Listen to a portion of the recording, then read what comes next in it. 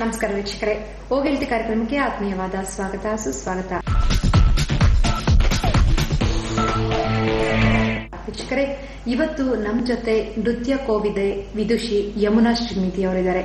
ಬನ್ನಿ, ಅವರು ಭರತನಾಟ್ಯದ ಬಗ್ಗೆ ಅವರ ಮನದಾಳದ ಮಾತುಗಳನ್ನ ಏನ್ ಹೇಳ್ತಾರಂತ ಈ ಸಂಚಿಕೆಯಲ್ಲಿ ನೋಡೋಣ.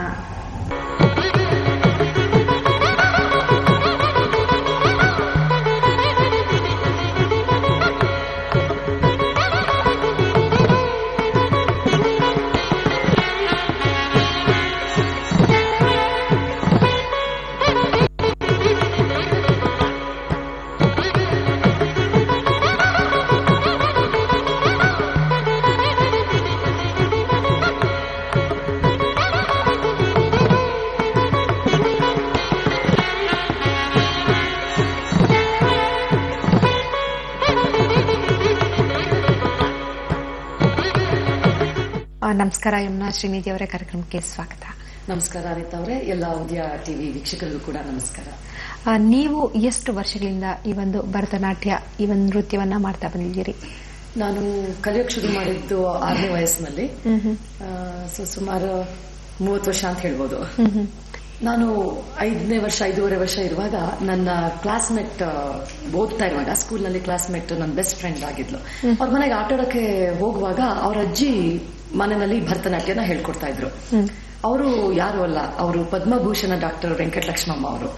ಸೊ ಹಾಗಾಗಿ ನಾನು ಕ್ರಮೇಣ ಏನ್ ಮಾಡಿದೆ, ಆಟಾಡೋದು ನಿಲ್ಲಿಸ್ಬಿಟ್ಟು ಹೋಗಿ ತರಗತಿ ನೋಡ್ತಾ ಕಿಟಕಿ ತೆಗೆದ್ಬಿಟ್ಟು ಭರತನಾಟ್ಯ ತರಗತಿನ ನೋಡ್ತಾ ಕುತ್ಕೊಳ್ಳಕ್ ಶುರು ಮಾಡಿದೆ. ಮತ್ತೆ ಮನೆಗೆ ಬಂದು ಅಲ್ಲಿ ಏನ್ ನೋಡಿರ್ತೀನಿ ಅದನ್ನ ಪ್ರಾಕ್ಟೀಸ್ ಮಾಡೋದಕ್ಕೆ ಶುರು ಮಾಡಿದೆ.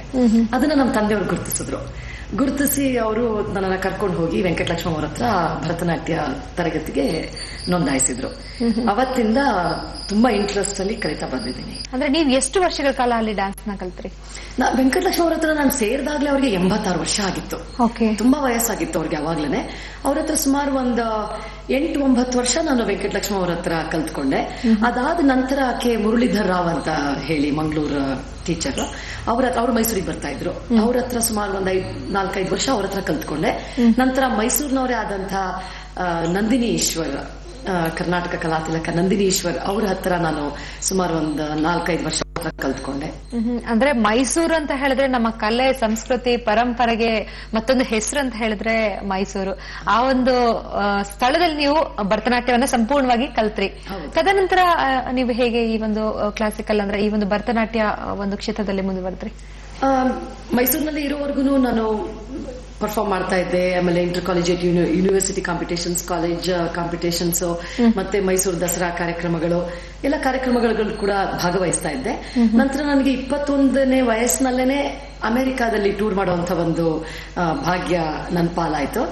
ಆವಾಗ ಅಲ್ಲಿ ಅಮೆರಿಕಾದಲ್ಲಿ ಎಲ್ಲ ಕಡೆ ಟೂರ್ ಮಾಡಿ ಪರ್ಫಾರ್ಮೆನ್ಸಸ್ ನ ಕೊಟ್ಟೆ ನಾನು. ಮತ್ತೆ ಅಲ್ಲೇ ಸೆಟ್ಲ್ ಆಗುವಂತ ಒಂದು ಅವಕಾಶ ಕೂಡ ಕೂಡಿ ಬಂತು. ಅಂದ್ರೆ ಅಲ್ಲಿ ಸಹ ನಿಮ್ಮ ಒಂದು ನೃತ್ಯವನ್ನ ಮುಂದುವರಿಸಿದ್ರಿ ಅಂತ ಹೇಳಿದ್ರೆ? ಹೌದು, ಸಂಪೂರ್ಣವಾಗಿ ನಾನು ಅದನ್ನೇ ಮಾಡ್ಕೊಂಡು ಬಂದೆ. ಮದುವೆಗೆ ಮುಂಚೆ ನನ್ನ ತಂದೆ ತಾಯಿ ಬಹಳ ಪ್ರೋತ್ಸಾಹವನ್ನ ನೀಡಿ, ನನ್ನ ಗುರುಗಳು, ತಂದೆ ತಾಯಿ, ಚಿಕ್ಕಮ್ಮ ಚಿಕ್ಕಪ್ಪ ಎಲ್ಲರೂ ಕೂಡ ಬಹಳ ಪ್ರೋತ್ಸಾಹ ನೀಡಿ ನನಗೆ ಮುಂದುವರಿಯೋದಕ್ಕೆ ಬೆಂಬಲವನ್ನ ಕೊಟ್ರು. ಅದೇ ರೀತಿ ಮದುವೆ ಆದ ನಂತರ ಅಮೆರಿಕಾಗ ಹೋಗಿ ಒಂದು 5-6 ವರ್ಷದಲ್ಲಿ ಅಲ್ಲಿ ಕೂಡ ನಾನು ಅಲ್ಲಿ ಮದುವೆ ಆದ್ಮೇಲೆ ಶ್ರೀನಿಧಿ ಅವರು ನನ್ನ ಯಜಮಾನ್ರು, ಅವರು ಕೂಡ ಬಹಳ ಪ್ರೋತ್ಸಾಹವನ್ನ ನೀಡಿದ್ರು. ಹಾಗಾಗಿ ಏನ್ ಮಾಡ್ಕೊಂಡು ಬಂದಿದ್ದೀನೋ ಅದನ್ನ ಮಾಡೋಕೆ ಸಾಧ್ಯ ಆಯ್ತು. ಹೇಗಿತ್ತು ನಿಮ್ಗೆ ಎಕ್ಸ್ಪೀರಿಯನ್ಸ್ ಅಲ್ಲಿ? ಯಾಕಂತ ಹೇಳಿದ್ರೆ ನೀವು ಭಾರತದಿಂದ ಬಹಳಷ್ಟು ಚಿಕ್ಕ ವಯಸ್ಸಿನಲ್ಲಿ ಅಮೆರಿಕಕ್ಕೆ ಹೋದ್ರಿ, ಅಲ್ಲಿ ಮಕ್ಕಳಿಗೆಲ್ಲ ಡ್ಯಾನ್ಸ್ ನ ಕಲ್ಸ್ಕೊಡ್ತಾ ಇದ್ದಂತ ಸಂದರ್ಭಗಳಲ್ಲಿ ಹೇಗಿತ್ತು ನಿಮ್ಮ ಎಕ್ಸ್ಪೀರಿಯನ್ಸ್? ಮೊದಲಿಗೆ ಹೋಗಿದ್ದು ನಾನು ಜಸ್ಟ್ ಪರ್ಫಾರ್ಮ್ ಮಾಡಕ್ಕೆ ಅಂತ ಹೋಗಿದ್ದೆ. ಬಹಳ ಚೆನ್ನಾಗಿತ್ತು. ಅಲ್ಲಿ ಜನ ತುಂಬಾ ಆಸಕ್ತಿಯಿಂದ ಇದನ್ನ ಪೂಜಿಸ್ತಾರೆ ಅಂತಾನೆ ಹೇಳ್ಬೋದು. ಅದರಲ್ಲೂ ಇಂಡಿಯಾದಿಂದ ಹೋದಂತ ಆರ್ಟಿಸ್ಟ್ಗಳಿಗೆ ತುಂಬಾ ಮರ್ಯಾದೆ ಕೊಡೋದು, ಅದನ್ನ ಕೇವಲ ಭರತನಾಟ್ಯ ಅಂತ ಹೇಳಿದ್ರೆ ಅಥವಾ ನಮ್ಮ ಶಾಸ್ತ್ರೀಯ ನೃತ್ಯ ಅಂತ ಹೇಳಿದ್ರೆ ಮನೋರಂಜನೆ ಅಂತ ಅವ್ರು ಕನ್ಸಿಡರ್ ಮಾಡೋದೇ ಇಲ್ಲ. ಅದನ್ನ ತುಂಬಾ ದೈವದತ್ತವಾದ ಒಂದು ಕಲೆ ಅನ್ನೋ ರೀತಿನಲ್ಲಿ ಅದನ್ನ ಪ್ರೋತ್ಸಾಹ ನೀಡಿದ್ರು. ಅಂದ್ರೆ ಅವರು ಬಹಳಷ್ಟೊಂದು ಆಳವಾಗಿ ಅದನ್ನ ಅಧ್ಯಯನ ಮಾಡ್ಲಿಕ್ಕೆ ಇಷ್ಟಪಡ್ತಾರೆ. ಹೌದು, ಪ್ರಯತ್ನ ಪಡ್ತಾರೆ ಅಲ್ಲಿ. ಹಾಗಾಗಿ ತುಂಬಾ ಒಳ್ಳೆ ಎಕ್ಸ್ಪೀರಿಯನ್ಸ್ ಆಯ್ತು ನನಗೆ. ಕ್ರಮೇಣ 1 ವರ್ಷ ಆದ್ಮೇಲೆ ಅಲ್ಲೇ ಇರುವಂತಹ ಒಂದು ಅವಕಾಶ ಸಿಕ್ಕಿದ ಮೇಲೆ ಅಲ್ಲಿ ಎಲ್ಲ ಕಾರ್ಯಕ್ರಮ ನೋಡಿದ್ಮೇಲೆ ನೀವು ಇಲ್ಲೇ ಯಾಕೆ ಉಳ್ಕೊಳ್ಬಾರ್ದು, ನಮ್ಮ ಮಕ್ಕಳಿಗೂ ಇದನ್ನ ಯಾಕೆ ಹೇಳ್ಕೊಡ್ಬಾರ್ದು, ಆ ರೀತಿ ಒಂದು ಅವಕಾಶ ಸಿಕ್ಕಿದ್ರಿಂದ ಅಲ್ಲೇ ಉಳ್ಕೊಂಡ್ಬಿಟ್ಟೆ ನಾನು. ಅಲ್ಲಿನ ಮಕ್ಕಳು ಹೇಗೆ ಈ ಒಂದು ನೃತ್ಯವನ್ನ ಕಲಿತಾರೆ, ಎಷ್ಟೊಂದು ಇಷ್ಟಪಡ್ತಾರೆ? ಅಲ್ಲೂ ಕೂಡ ಟ್ಯಾಲೆಂಟ್ ಇರೋರು ಬಹಳಷ್ಟು ಜನ ಮಕ್ಕಳಿದ್ದಾರೆ. ಅಲ್ಲಿ ಒಂದು ಚಾಲೆಂಜ್ ಏನಂತ ಅಂದ್ರೆ ಅವರು ಒಂದು ಭಾಷೆದ ಒಂದು ಲಿಮಿಟೇಷನ್ಸ್ ಇರುತ್ತೆ ಅವರಿಗೆ. ಇಲ್ಲಿ ನಮ್ಮ ಮಕ್ಕಳಿಗೆ ಈಗ ನೋಡಿ, ಸಾಮಾನ್ಯ ನಮ್ಮ ಭರತನಾಟ್ಯದಲ್ಲಿ, ನಮ್ಮ ಶಾಸ್ತ್ರೀಯ ನೃತ್ಯದಲ್ಲಿ ಹಾಡುಗಳೆಲ್ಲ ಕನ್ನಡ, ತೆಲುಗು, ತಮಿಳು ಈ ಭಾಷೆನಲ್ಲಿ, ಸಂಸ್ಕೃತದಲ್ಲಿ ಇರೋದ್ರಿಂದ ನಮ್ಮ ಮಕ್ಳಿಗೆ ಬೇಗ ಅರ್ಥ ಆಗುತ್ತೆ. ಮತ್ತೆ ರಾಮಾಯಣ ಮಹಾಭಾರತ ಅನ್ನೋದನ್ನ ಶಾಲೆಗೆ ಹೋಗಿ ಕಲಿಯಲ್ಲ ಅವರು, ಮನೆಯಲ್ಲಿ ಅಜ್ಜಿ ತಾತ ಅಪ್ಪ ಅಮ್ಮ ಹೇಳೋದ್ರಿಂದ ಅವ್ರಿಗೆ ಅದು ಗೊತ್ತಿರುತ್ತೆ.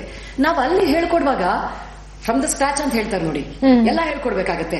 ರಾಮ ಬಂದ ತಕ್ಷಣ ಸೀತೆನ ಹುಡ್ಕೊಂಡು ಹೋದ ಅಂತ ಹೇಳಿದ್ರೆ ಆಯ್ತು, ಸೀತೆ ಯಾರು, ರಾಮ ಯಾರು, ಅಲ್ಲಿಂದ ಬರ್ಬೇಕಾಗತ್ತೆ. ನೀವು ಫಸ್ಟ್ ಅವ್ರಿಗೆಲ್ಲ ಡೀಟೇಲ್ ಎಲ್ಲ ವಿವರವಾಗಿ ಹೇಳಿ ನಂತರ ನೃತ್ಯ ಹೇಳ್ಕೊಡುವಂತ ಪರಿಸ್ಥಿತಿ ಅಲ್ಲಿ ಬರುತ್ತೆ. ಬಟ್ ಮಕ್ಕಳು ತುಂಬಾ ಇಂಟ್ರೆಸ್ಟ್ ಇಟ್ಟು ಕಲಿತಾರೆ.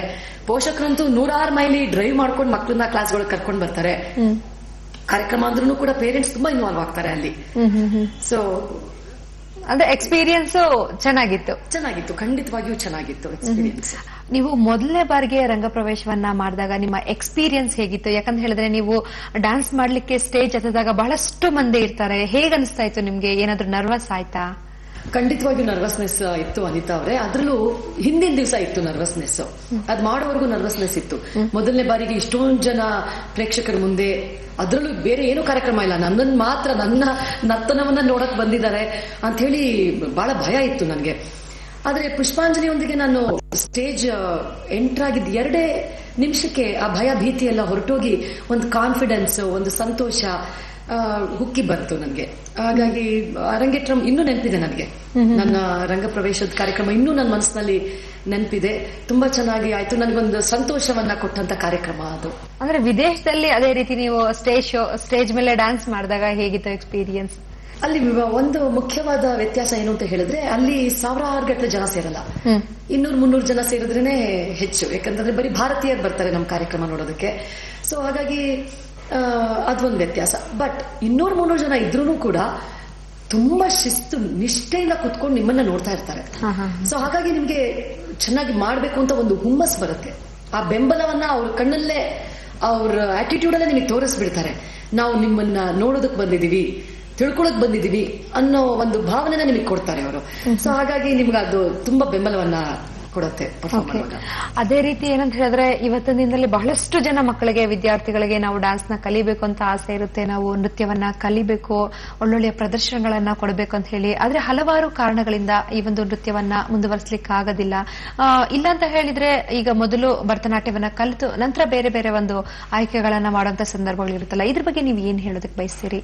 ಇವಾಗ ನೋಡಿ, ಶಾಸ್ತ್ರೀಯ ನೃತ್ಯನ ಕಲಿಯುವಾಗ ಮಕ್ಕಳಿಗೆ ಪೋಷಕರಾದವರು, ಗುರುಗಳಾದವರು ಆ ಕಾನ್ಫಿಡೆನ್ಸ್ ಕೊಡ್ಬೇಕು. ಈಗ ಏನಾಗ್ತಾ ಇದೆ, ಎಲ್ಲರೂ ಬೇರೆ ರೀತಿಯ ನೃತ್ಯಗಳನ್ನ ಯಾಕೆ ಆಯ್ಕೆ ಮಾಡ್ಕೊಳ್ತಾ ಇದ್ದಾರೆ ಅಂತ ಅಂದ್ರೆ, ಅದರಲ್ಲಿ ಸುಲಭವಾಗಿ ರೆಕಗ್ನಿಷನ್ ಸಿಕ್ಕತ್ತೆ.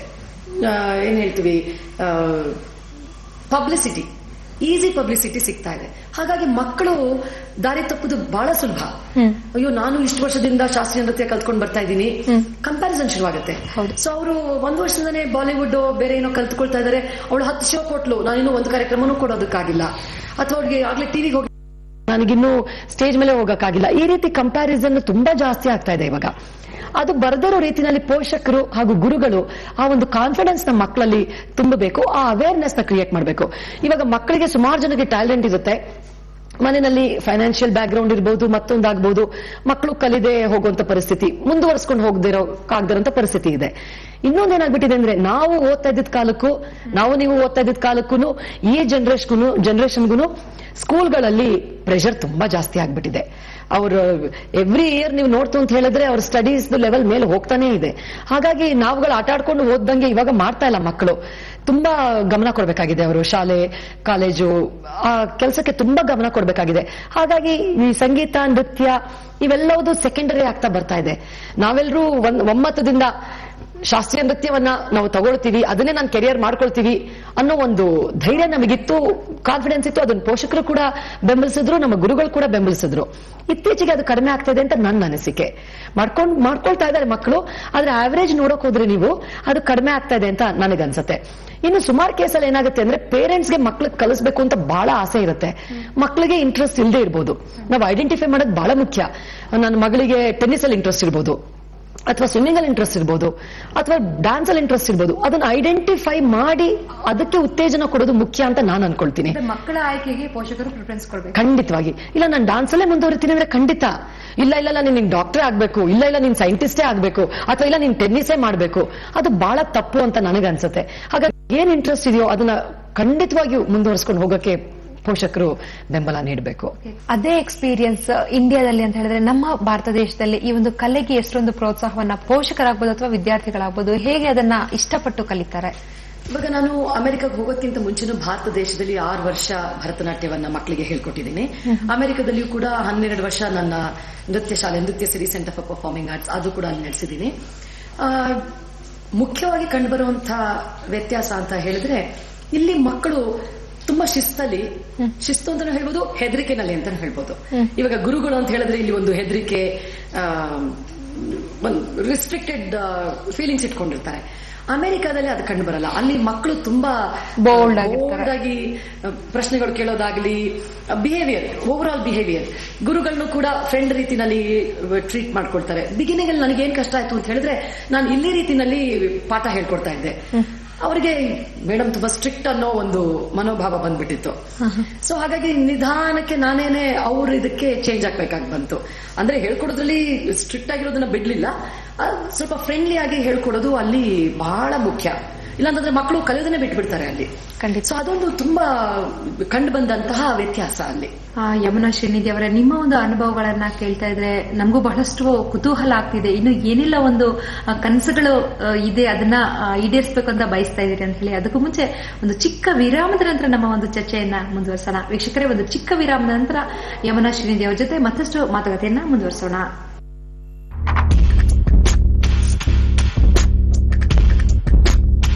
ಪಾತಕ ಲೋಕದ ಅನಾವರಣ, ಫ್ಯಾಷನ್ ಬದುಕಿನ ಬಿನ್ನಾಣ, ಪ್ರಕೃತಿ ವಿಸ್ಮಯಗಳ ಹೊಂಗಿರಣ, ರಾಜಕೀಯ ರಂಗದ ತಲ್ಲಣ,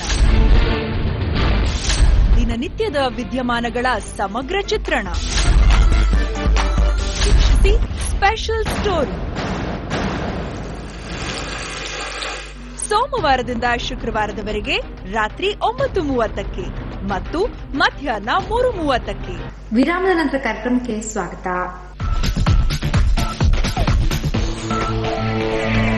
ಅಂದ್ರೆ ಅಲ್ಲಿಂದ ನೀವು ಭಾರತಕ್ಕೆ ಬರೋ ಒಂದು ಕಾರಣ ಏನಂದ್ರೆ, ಅಲ್ಲಿ ಒಳ್ಳೆ ಸ್ಟೂಡೆಂಟ್ಸ್ ಇದ್ರು, ಅಲ್ಲಿ ಬಹಳಷ್ಟು ನೀವು ಹೊಂದ್ಕೊಂಡ್ಬಿಟ್ಟಿದ್ರಿ ಆ ಒಂದು ಜಾಗಕ್ಕೆ, ಅಲ್ಲಿನ ಸ್ಟೂಡೆಂಟ್ಸ್ಗೆ. ಸೊ ಸಡನ್ ಆಗಿ ನೀವು ಇಲ್ಲಿ ಬರ್ಲಿಕ್ಕೆ ಕಾರಣ? ತುಂಬಾ ಒಳ್ಳೆ ಕ್ವಶನ್ ಕೇಳಿದ್ರಿ ನೀವು. ನಮ್ಮ ಜೀವನದ ಮುಖ್ಯಾಂಶ ನಮ್ಗೆ ಆಲ್ಮೋಸ್ಟ್ ಅಲ್ಲೇ ಆಯ್ತು ಅಂತ ಹೇಳ್ಬೋದು. 15 ವರ್ಷ ಅಲ್ಲಿದ್ದು ನಮ್ಮ ಪ್ರೈಮ್ ಟೈಮ್ ಅಂತ ಹೇಳ್ಬೋದು. ಸೊ ಹಾಗಾಗಿ ಬೇರು ಚೆನ್ನಾಗಿ ನೆಲೆ ಊರ್ಬಿಟ್ಟಿತ್ತು. ಹಾಗಾಗಿ ಕಿತ್ಕೊಂಡ್ ಬರೋದಷ್ಟು ಸುಲಭ ಆಗಿರ್ಲಿಲ್ಲ. ಆದ್ರೆ ನಮ್ಮ ಯಜಮಾನ್ರು ಶ್ರೀನಿಧಿ ಮೊದಲಿಂದನೂ ಕೂಡ ಅವರು ವಾಪಸ್ ನಾವು ಇಂಡಿಯಾಗೆ ಹೋಗ್ಬೇಕು, ಇಲ್ಲಿ ನಾವು ಪಡ್ಕೊಂಡಂತ ಒಂದು ಅನುಭವನ ನಮ್ಮ ದೇಶಕ್ಕೆ ತಗೊಂಡು ಹೋಗಿ ನಮ್ಮ ಜನರ ಜೊತೆಗೆ ಅದು ಯಾವ ರೀತಿ ನಮ್ಮ ದೇಶಕ್ಕೆ ಅನುಕೂಲ ಆಗೋ ರೀತಿನಲ್ಲಿ ನಾವು ಅದನ್ನ ಶೇರ್ ಮಾಡ್ಕೊಳ್ಬೇಕು, ಅದನ್ನ ಒಂದು ಅನುಕೂಲ ಆಗೋ ರೀತಿನಲ್ಲಿ ನಾವು ಬದುಕಬೇಕು, ಎಲ್ರಿಗೂ ಅನುಕೂಲ ಆಗೋ ರೀತಿನಲ್ಲಿ ನಾವು ಬದುಕಬೇಕು. ಹಾಗೂ ಅದು ಒಂದಿತ್ತು ಅವರಿಗೆ, ನಮ್ಮ ದೇಶಕ್ಕೆ ಏನಾದ್ರು ವಾಪಸ್ ಕೊಡ್ಬೇಕು, ನಾವು ಏನಾದ್ರು ಮಾಡ್ಬೇಕು ಅನ್ನೋದು ಒಂದು ಮುಂಚೆಯಿಂದನೂ ಅವರಿಗಿತ್ತು. ಅದು ನಮ್ಮಿಬ್ಬರಿಗೂ ಇತ್ತು ವಾಪಸ್ ಬರ್ಬೇಕು ಅಂತ.